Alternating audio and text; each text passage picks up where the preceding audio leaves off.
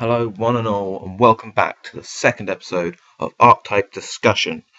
Right, now today, as you can see from the High Priestess here, we are discussing prophecies, as they have just announced 2 more prophecy cards that are coming out in Tachyeon Galaxy, I believe. So, we're going to cover the prophecies now. No, there's one more still to come in accordance to the tarot cards. There should be, anyway. Can't quite remember. I'll be honest in saying I'm not that highly knowledgeable about that. That's more Declan's field. But anyway, let's get talking about the archetype, which is what we're all here for.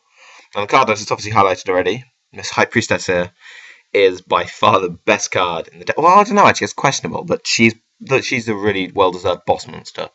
High Priestess you can special summon from your hand by revealing 3 spellbooks, which is really not hard in this deck. You get spellbooks to your hand so quickly, it's stupid. You can special summon her with effects like Temperance here, which is also pretty useful.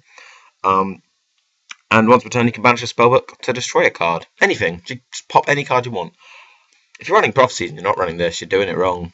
Looking at you, Reese, you built a deck, and it's like, no, High Priestess is rubbish. No, just no. Yeah, High Priestess, like the best card in the deck. I don't really need to say much. You got to run her. Now, Prophecy Destroyer. Now, this, in most prophecy builds, is not that useful. In my opinion, there are 2 prophecy builds. There's the one that focuses on High Priestess. There's the one that focuses on Reaper. And yes, I'm well aware this is an old version of Yu-Gi-Oh! Pro, so there is no Reaper picture here. But the one that focuses on Reaper uses rank 6 Exis, so Prophecy Destroyer is actually useful. The one focusing on Reaper uses a lot more spellbooks as well. So your graveyard fills up with spellbooks quicker, so you can banish 3 to special summon from the graveyard as well, getting his own effect. And he looks awesome. He looks epic. He looks better in Ultra than Secret, but he still looks quite nice in Secret, to be fair. Everyone can get a hold of one, it's not hard. But, no, he can be useful, because you can special summon him with Reaper's effect as well from the deck. There's 2 level 6s instantly, you know. A 2/5 beta, spellcaster still. It's not the worst card, it's not the best, but he looks cool enough that you'd want to run him if you're building the Reaper build. Now, Reaper, he's got quite a lot of effects. Pretty much, when he's special summoned, or normal summoned, you gain effects equal to how many spellbooks in the graveyard. If there are 3 more, he's on 2/6 beta. That's great. If there are 4 or more, he gets all the effects as well. If there are, say, like there are 5, he gets all the 3 effects. If there are 4 or more, you get to add a spellbook from your hand. Just anyone from your deck. So that's just stupidly good. And then number 5, you get to special summon a Dark Spellcaster from your deck as well, which is just ridiculous. And the best way to summon him is, of course, with Toby of Prophecy here, as we call him, or the Fool of Prophecy. His effect, when there are 5 or more spellbooks in the graveyard after you use his effect, you can send it to his graveyard to special summon a Dark Spellcaster. Oh, hey! Special summon him, and oh, there are already 5 in there. Yeah, those 2 work together insanely well. This one just came out in Cosmo Blazer. But, yeah, you could say it's pretty damn good. And even if you're running the High Priestess build, I would still recommend running at least 1 Reaper, if not 2. I would run 2 Reapers in my... Well, I'm gonna... No, am I running 3? No, I think I'm only running 2 Reapers and 1 Destroyer. Next is Emperor. Now, Emperor's main use is probably going for this rank 5 here, but he's the only level 5 in the deck, and the only other way to do it is by using Hermit. But he's alright. He can, like, what is it? Banish a Spellcaster and a Spellbook from your graveyard to protect your other monster. Not the best effect in the world, not the worst effect, but his level kind of disorients. If you're going for the High Priestess build, I suppose you might run him, or you would have done until this came out, I guess. But I wouldn't. Yeah, no, I'm not a huge fan of him. 2/3, he's pretty nice for level 5, I suppose. But he's 2/6, he's 2/5, and it's the same amount of tributes if you're normal summoning them, and you're probably not normal summoning them. You're probably special summoning them with either Toby or Temperance. Alright, so we're going to level 4 and lowers now. We've got Chariot. Probably won't ever be used in a Spellbook deck. You can discard a Spellbook to target a Spellcaster and go and add to your hand. You're going to want the Spellbooks in your hand more than the Spellcasters, to be honest. And, okay, 1/8 is a nice beta. Use him with power, 2/8, it's insane. But there's no real purpose of it unless you just want a beta. His effect's not very useful. This guy is technically not a Prophecy card. I'm not quite sure why I've put him here. I must have not been paying attention. But I suppose you can use his effect. Declare a spell trap, target a card in his opponent's spell trap, because then you get to look at it. And if it's that type of card, they can't activate it this turn. I do believe that means they can't chain to it as well. Because they can only chain to it after you've played the card. Oh yeah, target it. Yeah, no, I suppose you could probably. Still, you get to look at their face downs, I suppose. That's the only real use to it. But let's get rid of you. You're not a prophecy card. Strength of Prophecy. You're going to run this. No matter what build you're running, you're going to run this. Once you're done, shuffle a spellbook from graveyard to your deck to give any spellcaster, or is it? Yeah, spellcaster 500 attack. I wasn't sure if it's just prophecy or not. Now, say you have her, summon her, use power on her. 2/5 for the turn. Her effect. Shuffle power back in the deck. 3,000. The 500 is permanent, so she'll be on 2,000 after this permanently. She can easily attack over something. You get the effect of power. Add something back to your hand. It's crazy. I believe. Yep, you can actually add power to your hand. The power you just shuffle back in. Crazy times, eh? This deck has so many combos and loops. It's awesome, to be honest. It's really awesome. This deck is so underrated. Even though everyone loves it, it's still underrated, in my opinion. It should be like top tier of everywhere. So, Tobia Prophecy, or Fall of Prophecy. This one's incredibly useful. You can ditch spellbooks from your deck to the graveyard. They're so much more useful in your graveyard than your deck because you can get hold of them easier. You can banish them for High Priestess. You can have them in the graveyard ready for Reaper. You know, you can shuffle them back in with Strength. They're so much easier to access from the graveyard than they are from the deck. So, I mean, the way you access from the deck, obviously you've got Secrets and you've got Power. You could use Crescent, I suppose. But when they're in the graveyard, you've also got something for Spellbook Tower that says Spellbook Institute La Maison. Okay. I don't know why it says that. But this card is just stupidly useful. It's L3, so you can go for rank 3s or something, I guess. But you're probably just going to use this effect to summon out Reaper, to be honest. Justice Prophecy. You can banish this one if you've activated the spell with this turn. You get to add a Spellbook and a Spellcaster, level 5 or higher Spellcaster, from your deck to your hand. Oh look, I can just add High Priestess to my hand and a Spellbook. That means I now have for 3 in my hand, so next turn I can just summon her. Yay! Justice is really useful, but she can clog if you run too many. So because also when you banish her on the end phase, that means you're leaving your field a bit open. So you're probably going to need some traps. Although this deck worked better without traps, to be honest. Helmet of Prophecy, good card if you want to go for rank 5s. Every time spell is activated, it increases card's level by 2 and attack by 300. It's not the best, to be honest. It's not the best. So I wouldn't really recommend running him unless you're doing an Ex build, I guess. Temperance. This card's insanely good with High Priestess. If you activate a spell with this turn, you contribute this card to summon a level 5 or higher Dark Spellcaster from your deck. My friend tells me that you miss the timing of Reaper if you summon it with Temperance. I guess you missed the last effect to summon another level 5 or higher one because it says you cannot summon another level 5 or higher monster this turn. But if you only have 4 in there, it's worth it, I suppose, maybe. Although, you're probably going to go High Priestess every time. This card is stupidly useful, to be honest. If you're running the High Priestess build, you're probably going to run it. If you're running the Reaper build, maybe you won't, because it'll clog, and you're not going to run that many spellcasters. You probably run these 3 in the Reaper build. I'll probably do a deck profile like I did with the Black Wings of the Reaper build. That's my favourite build. After this. So, Amorites of Prophecy, and this card's really, really good, but I can never find the space for it in the deck. Once you reveal Spellbook in your hand to special summon a level 4 or lower spellcaster from your hand. Pretty easy to do. You can special summon her, him, any of these. They're all useful. If you're doing Exus build, boom, boom, rank 3. But I never seem to find the space for him. He's got 2,000 defense as well, which is pretty nice. But it's quite hard to fit in if you're trying to, go for any of these, because he's not useful for them at all, really. Spellbook Magician Prophecy. Now, this card's insanely good for one reason. His name has the word Spellbook in it. So cards like Secrets says, I want Spellbook card from your deck to hand. You can actually add Spellbook Magician of Prophecy. And his effect, when he's normal summoned to flip face up, you add a Spellbook from your hand. He's like Secrets, hence why he's reading Secrets, which is a pretty cool little thing they did there.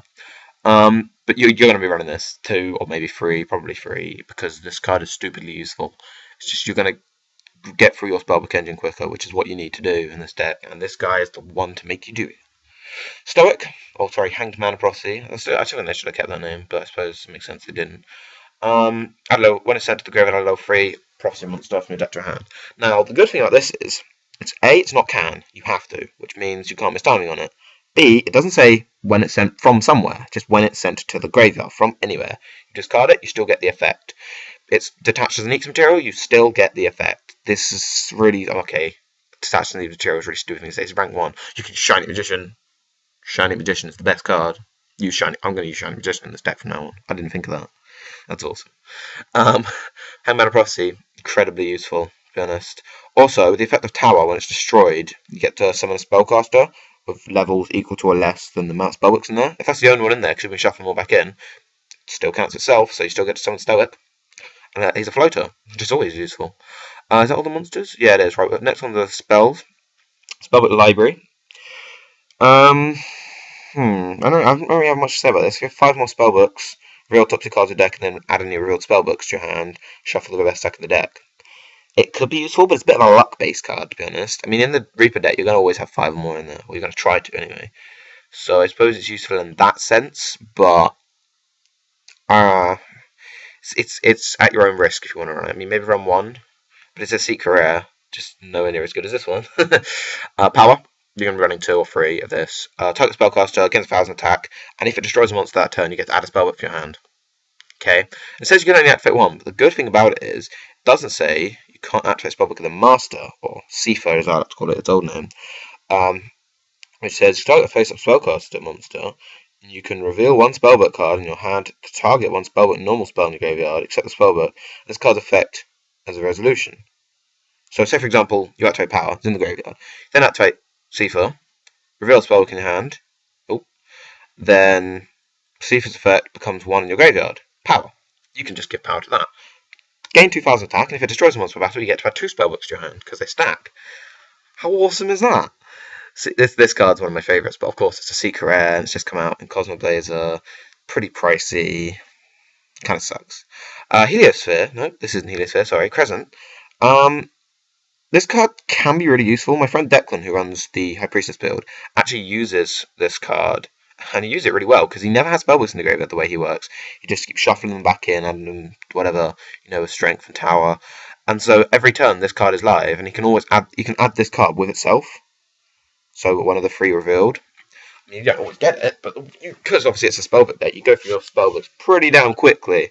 It can actually be very useful for getting more spellbooks to your hand, I suppose, but it's a luck-based card.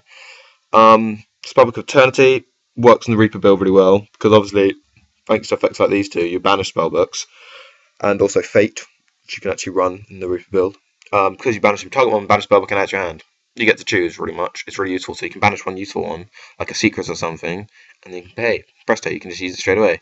And obviously, Secrets is the best one. You're going to run 3, easily. You can only have for 1 per turn, but add a spellbook from your deck to your hand. But simple as that. Just play it. Oh, that's another one. Yeah. Wisdom. It's pretty good. It's nice. It's like a lance. You just set it, and then when they try to do something, just protect one of your spellcasters for a turn or whatever. It's also just an easy activation. Spellbook of Fate is pretty good. It's got 3 effects depending on how many spellbooks you banish for its cost. You can either return a set spell trap to the hand, which say you're going for game. They've got 1 face down. There we go, sorted. Change one monster on the field to either face down defense or face up attack. No, that could be so. Like, for example, you could flip him down if you wanted to, re-get his effect, or if your opponent's got a pesky monster, flip it. Either way, if they've got a face down you don't think you can get past, flip it up. It could be useful. And the third one is banish a card your opponent controls, which is just like, you don't destroy it, you just banish it straight out. If they have a really troublesome monster, that's better than just changing its battle position, to be honest. But it does require banishing 3 spellbooks, so it's kind of a give and take kind of card. But with Eternity, of course, you can just add them back. Doesn't really matter. Spellbook Starhole is just brilliant, to be honest. It's continuous, and every time Spellbook is activated, you put a counter on it, and all the counters give 100 attack to all your spellcasters. It doesn't sound like much, but they really build up quickly.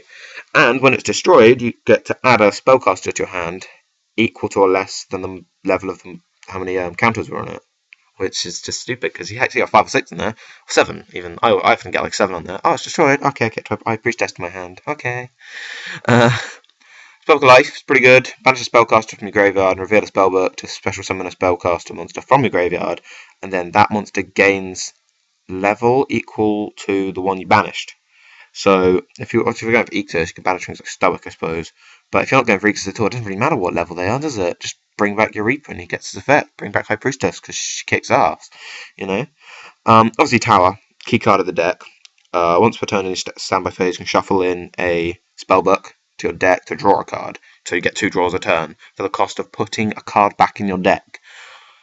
Secret, you can just add it back as well. It's just, oh my god, this deck's draw power is stupid. My friends keep saying, oh, why don't you build an Exodia deck? No, it doesn't work like that.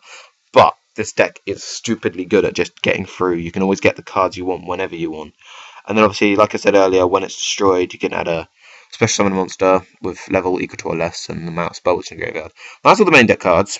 I've gone over there. The best ones: High Priestess. You got Reaper. You got Strength. You got Fool. Justice is pretty useful. Temperance is pretty useful. Spellbook, Magician, Stoic. And you've got Power, obviously. You've got Master. You've got Secrets. You've got the Lance, Wisdom. You've got Spellbook, Star Hall, and Tower.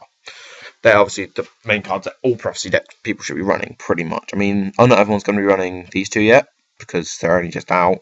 They might not want to run them anyway, I suppose. Depends how they're doing it. But I'd recommend them still. And now we get onto the extra deck. I'm not going to say much on these, because they're rubbish. 2 level 7 spellcaster monsters. What? No, you're not going to Ex High Priestess. You're running some weird Dark Magician deck? Yeah, sure. It's once per turn, detach material from this card, destroy spell or traps your opponent controls up to the number of spellbooks in your graveyard. Wow, that's great. Not really. You're not even going to be running spellbooks in a Dark Magician deck. I don't even get it. And this one's 2 level 5 spellcasters. I mean, Archetype's actually not too bad, if I remember rightly. Once per turn, detach material, shuffle your deck. Oh yeah, I always forget it says that. That was confusing. Just shuffle your deck? Yeah, that's it. Reveal top 5 cards of your deck and then destroy monsters on the field up to the number of spellbooks revealed. Obviously you're going to be running a lot of spellbooks. So, and then, you get to return to the deck in any order. Not even the top. Oh, it is to the top of the deck, yeah, sorry. Which is pretty useful, I suppose. But summoning her is a pain in the arse, because you're not really going to run him. You're not really going to run him. I don't know. I mean, she's got cool effect, but it's stupidly hard to summon, and his effect isn't even that good. I mean, it's alright, don't get me wrong, but 2 level 7 spellcasters is just ridiculous. Now, I planned ahead here, because obviously the new cards aren't on here. I have them opened on the Yu-Gi-Oh! Wiki. Oh, yes. So let's start off with Wheel of Prophecy, who's going to be out in the Living Galaxy thing. Tachyeon Galaxy, that's the one. Most special summoned by the effect of a spellcast, target any number of banished spellbooks, shuffle them into the deck, and then return the remaining ones to the graveyard. Now, of course, this could be useful with Spellbook Life, and if it's special summoned, he is actually a level 8 Dark, so you can special summon him with Fool, which is pretty cool. I think you special summon him with Temperance as well, yep. So that's useful in one sense, but he's level 8, so he doesn't fit with the deck at all, really. He's only level 8, can't Ex or anything with him. 2/7, it's alright. But why would you? Maybe you don't want to shuffle your banished ones back into deck and return the remaining ones to the graveyard. Why would you? I don't know. I don't think he's really going to be that useful. I don't think he's going to see much play. And if he's a common, it wouldn't surprise me. And then the other new one is Divine Judgment of the Spellbook. Now this card will see play. This card will be a secret. This card is broken. During the end phase of the turn, you activate this card. Add any number of spellbook spell cards from your deck to your hand, except this one, up to the number of spell cards. Wait, no, even spellbook spell cards. I thought it was spellbook spell cards. Up to the number of any spell cards, apparently, activated this turn after this card was activated. So say you activate this card at the beginning of your turn, then activate like 12 spell cards this turn, because obviously you keep recycling through them. You can add up to 12 spellbooks from your deck to your hand. They can be the same ones, just not this one. And then special summon one spellcaster monster from your deck whose level is less than or equal to the number of cards you added to your hand this way. Say you add 7. You can just special summon High Priestess just like that. Oh my god, this card is just stupid. I mean, you're pretty much like, I'm going to use up my entire hand of spell cards because I know I'm going to add them all back at the end phase and to get a monster out of it. This card has so many pluses, it's just ridiculous. It's almost as ridiculous as the card that I've got next on the list that I accidentally found while I was looking for this. But this card can loop with pretty much everything. If you're not running this, then it must be because you can't get a hold of it. I mean, if you're only running one, I wouldn't blame you for only running one, because obviously you have to activate it before you activate all the rest of them that turn. So it could be a bit finicky like that. But it's so good, it's just worth running. So while I was looking for this, I can't remember what it was called. I know it was Judgment, so I just typed in Spellbook Judgment. And I ended up finding this card, which is apparently a card Jaden used in the manga. Spellbook Inside the Pot. Don't we all wish this was a real card? Both players draw 3 cards. Best effect ever. Think of that in Spellbooks. How stupidly broken would that be? It doesn't say you can only activate 1 per turn either. Spellbook of the Pots! Obviously they're never going to make this a real card, but if they did, that would be so cool. I just thought I'd bring that up because I saw it while I was on there, so it was a fun little thing. So Prophecies, brilliant archetype, really consistent because the way they can search their deck for whatever they want, whenever they want, pretty much. You get a good starting hand, you're probably gonna just win, unless your opponent's faster than you. Only problem with the deck is you can't really run many spells and traps, but obviously you want to run Treacherous, Trap Hole, because you don't really run traps. You can run, still run Reborn and Dark Hole and stuff. It's just really good. I'll do a deck profile of this, and I'll probably go in this video now, because I've just seen it's lasted 20 minutes. These things get longer and longer. Oh well. So yeah, there we go. Prophecies. Boom.